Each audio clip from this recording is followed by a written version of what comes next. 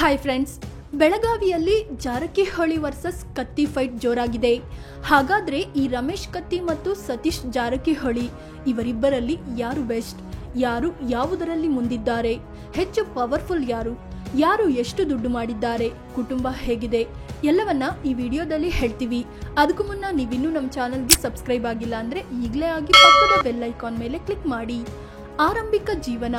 Satish Jarkiholi 1962 June 1 ಬೆಳಗಾವಿಯ ಗೋಕಾಕ್ನಲ್ಲಿ ಜನಿಸಿದ್ರು. ತಂದೆ ಲಕ್ಷ್ಮಣರಾವ್ ಜಾರಕಿಹೊಳಿ, ತಾಯಿ ಭೀಮವ್ವ. ಇವರ ತಂದೆ ಮೊದಲಿಗೆ ಸಾರಾಯಿ ಬಿಸ್ನೆಸ್ ಮಾಡಿ ನಂತರ ಸಕ್ಕರೆ ಉದ್ಯಮದ ಕಡೆ ವಾಲಿದ್ರು. 5 ಸಹೋದರರಲ್ಲಿ ಸತೀಶ್ ಎರಡನೆಯವರು. ಇನ್ನು ರಮೇಶ್ ಕತ್ತಿ 1964 ಅಕ್ಟೋಬರ್ 21 ಬೆಳಗಾವಿಯ ಹುಕ್ಕೇರಿಯಲ್ಲಿ ಜನಿಸಿದ್ರು. ತಂದೆ ವಿಶ್ವನಾಥ್ ಕತ್ತಿ, ತಾಯಿ ರಾಜೇಶ್ವರಿ ಕತ್ತಿ. ಇವರದ್ದು ಕೂಡ ಪ್ರಭಾವಿ ರಾಜಕೀಯ ಕುಟುಂಬವಾಗಿತ್ತು. ತಂದೆ ವಿಶ್ವನಾಥ್ ಕತ್ತಿ ಜನತಾ ಪಕ್ಷದಿಂದ ಶಾಸಕರಾಗಿ ಆಯ್ಕೆ ಆಗಿದ್ರು. ದಿವಂಗತ ಅಣ್ಣ ಉಮೇಶ್ ಕತ್ತಿ ಶಾಸಕರಾಗಿದ್ರು. ಈಗ ಅಣ್ಣನ ಮಗ ನಿಖಿಲ್ ಕತ್ತಿ ಶಾಸಕರಾಗಿದ್ದಾರೆ. ವಯಸ್ಸಿನಲ್ಲಿ ಯಾರು ದೊಡ್ಡವರು? ಸತೀಶ್ ಜಾರಕಿಹೊಳಿಗೆ 63 ವರ್ಷ ವಯಸ್ಸಾಗಿದ್ರೆ ರಮೇಶ್ ಕತ್ತಿಗೆ 60 ವರ್ಷ ವಯಸ್ಸಾಗಿದೆ. ರಮೇಶ್ ಕತ್ತಿಗಿಂತ ಸತೀಶ್ ಜಾರಕಿಹೊಳಿ 3 ವರ್ಷ ದೊಡ್ಡವರು. ಶಿಕ್ಷಣದಲ್ಲಿ ಯಾರು ಮುಂದೆ? ಸತೀಶ್ ಜಾರಕಿಹೊಳಿ ಜಸ್ಟ್ PUC ವರೆಗೆ ಓದಿದ್ದಾರೆ. ಅದೇ ರೀತಿ ರಮೇಶ್ ಕತ್ತಿ ಕೂಡ PUC ವರೆಗೆ ಮಾತ್ರವೇ ಓದಿದ್ದಾರೆ. ರಾಜಕೀಯಕ್ಕೂ ಮುನ್ನ ಮಾಡಿದ್ದೇನು? ಸತೀಶ್ ಜಾರಕಿಹೊಳಿ ಕಾಲೇಜು ಬಿಟ್ಟ ನಂತರ ತಮ್ಮದೇ ಕುಟುಂಬದ ಉದ್ಯಮದಲ್ಲಿ ತೊಡಗಿಸಿಕೊಂಡ್ರು.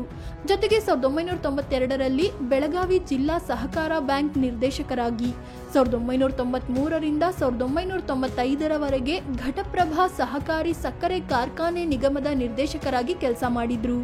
ನಂತರದಲ್ಲಿ ಕರ್ನಾಟಕ ರಾಜ್ಯ ಸಹಕಾರಿ ಸಕ್ಕರೆ ಕಾರ್ಖಾನೆಗಳ ಒಕ್ಕೂಟದ ನಿರ್ದೇಶಕರಾದ್ರು.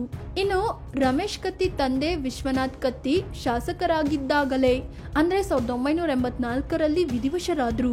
ಅವರ ಕ್ಷೇತ್ರದಲ್ಲಿ ನಂತರ ದೊಡ್ಡ ಮಗ ಉಮೇಶ್ ಕತ್ತಿ ಸ್ಪರ್ಧಿಸಿ ಗೆದ್ರು. ರಮೇಶ್ ಕತ್ತಿ ಅಣ್ಣ ಉಮೇಶ್ ಕತ್ತಿಗೆ ಬೆಂಬಲವಾಗಿ ನಿಂತರು. ನಂತರ ಸಹಕಾರಿ ಸಂಸ್ಥೆಗಳಲ್ಲಿ ಗುರುತಿಸಿಕೊಂಡ್ರು. ಬೆಳಗಾವಿ DCC ಬ್ಯಾಂಕ್ ಅಧ್ಯಕ್ಷರಾಗಿಯೂ ಕೆಲಸ ಮಾಡಿದ್ರು. ರಾಜಕೀಯದಲ್ಲಿ ಯಾರು ಸೀನಿಯರ್? ಸತೀಶ್ ಜಾರಕಿಹೊಳಿ ಜನತಾದಳದೊಂದಿಗೆ ಗುರುತಿಸಿಕೊಂಡು ರಾಜಕೀಯಕ್ಕೆ ಎಂಟ್ರಿ ಕೊಟ್ಟರು.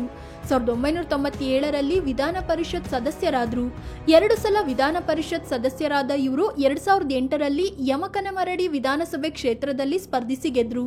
ನಂತರ 4 ಸಲ ಶಾಸಕರಾಗಿ, 4ನೇ ಸಲ ಸಚಿವರಾಗಿ ಕೆಲಸ ಮಾಡ್ತಿದ್ದಾರೆ.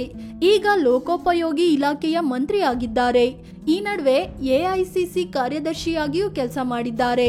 ಆದರೆ ರಮೇಶ್ ಕತ್ತಿ ಜಸ್ಟ್ 1 ಸಲ ಬಿಜೆಪಿಯಿಂದ ಸಂಸದರಾಗಿ ಮಾತ್ರ ಆಯ್ಕೆ ಆಗಿದ್ದಾರೆ. 2023ರ ವಿಧಾನಸಭೆ ಚುನಾವಣೆಯಲ್ಲಿ ಹುಕ್ಕೇರಿಯಿಂದ ಸ್ಪರ್ಧಿಸಿದರಾದ್ರೂ ಸೋಲು ಕಂಡ್ರು. ಪಕ್ಷನಿಷ್ಠೆಯಲ್ಲಿ ಯಾರು ಮುಂದೆ?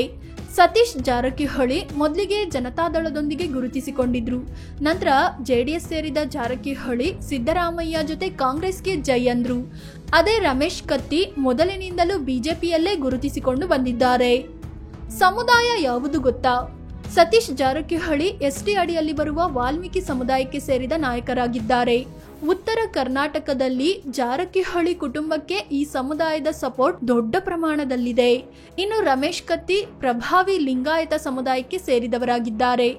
ಇವರ ಕುಟುಂಬಕ್ಕೂ ಬೆಳಗಾವಿಯಲ್ಲಿ ಸಮುದಾಯದ ಬೆಂಬಲವಿದೆ. ಕುಟುಂಬ ಹೇಗಿದೆ ಗೊತ್ತಾ? ಸತೀಶ್ ಜಾರಕಿಹೊಳಿ ಶಕುಂತಲಾ ಅನ್ನೋರನ್ನ ಮದುವೆ ಆಗಿದ್ದಾರೆ.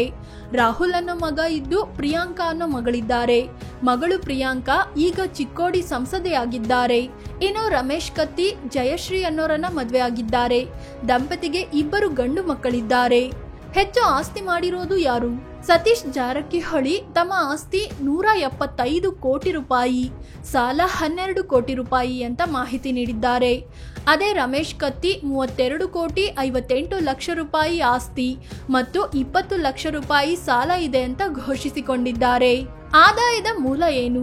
ಸತೀಶ್ ಜಾರಕಿಹೊಳಿ ಕೃಷಿ ಮತ್ತು ಉದ್ಯಮ ಆದಾಯದ ಮೂಲ ಅಂತ ಮಾಹಿತಿ ನೀಡಿದ್ದಾರೆ.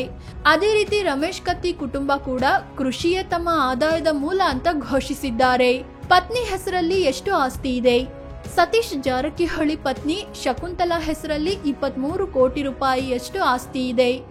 ಇನ್ನು ರಮೇಶ್ ಕತ್ತಿ ಪತ್ನಿ ಹೆಸರಲ್ಲಿ 11 ಕೋಟಿ 16 ಲಕ್ಷ ರೂಪಾಯಿಯಷ್ಟು ಆಸ್ತಿ ಮಾಡಿದ್ದಾರೆ. ಯಾರ ಬಳಿ ಹೆಚ್ಚು ಚಿನ್ನ ಇದೆ? ಸತೀಶ್ ಜಾರಕಿಹೊಳಿ ಬಳಿ 250 ಗ್ರಾಂ ತೂಕದ ಚಿನ್ನ ಇದ್ರೆ ಪತ್ನಿ ಶಕುಂತಲಾ ಬಳಿ 2 ಕೆಜಿ 949 ಗ್ರಾಂ ಚಿನ್ನವಿದೆ. ಅದೇ ರೀತಿ ರಮೇಶ್ ಕತ್ತಿ 1 ಕೆಜಿ 368 ಗ್ರಾಂ ಚಿನ್ನ ಹೊಂದಿದ್ರೆ ಪತ್ನಿ ಜಯಶ್ರೀ ಬಳಿ 1 ಕೆಜಿ 890 ಗ್ರಾಂ ತೂಕದ ಚಿನ್ನಾಭರಣವಿದೆ. ಫ್ರೆಂಡ್ಸ್, ಇದು ರಮೇಶ್ ಕತ್ತಿ ಮತ್ತು ಸತೀಶ್ ಜಾರಕಿಹೊಳಿ ಕುರಿತು ಒಂದಷ್ಟು ಮಾಹಿತಿ ನೀಡೋ ಪ್ರಯತ್ನ. ಈ ಬಗ್ಗೆ ನಿಮ್ಗೇನ್ ಅನ್ಸುತ್ತೆ ಅನ್ನೋದನ್ನ ಕಾಮೆಂಟ್ ಮಾಡಿ ಹೇಳಿ. ಅದೇ ರೀತಿ ನೀವಿನ್ನು ನಮ್ಮ ಚಾನಲ್ಗೆ ಸಬ್ಸ್ಕ್ರೈಬ್ ಆಗಿಲ್ಲ ಅಂದ್ರೆ ಈ ಕೂಡಲೇ ಆಗಿ ಪಕ್ಕದ ಬೆಲ್ ಐಕಾನ್ ಮೇಲೆ ಕ್ಲಿಕ್ ಮಾಡಿ. ಧನ್ಯವಾದ.